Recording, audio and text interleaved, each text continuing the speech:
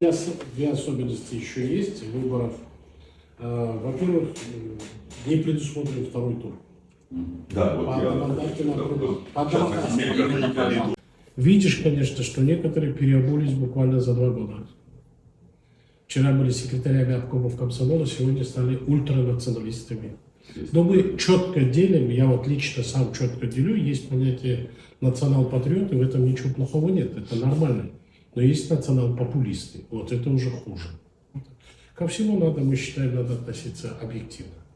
Очень много полезного вынесли из нашего общения и раскрыло глаза на многие вещи нам. И, конечно же, ваша партия, она важную роль именно в укреплении национальных интересов Республики Казахстан, потому что те избиратели, которые вас традиционно поддерживают, и которые, я думаю, и будут вас поддерживать и в дальнейшем, они важную роль играют именно в укреплении суверенитета, независимости Казахской Республики. Мы изменяемся.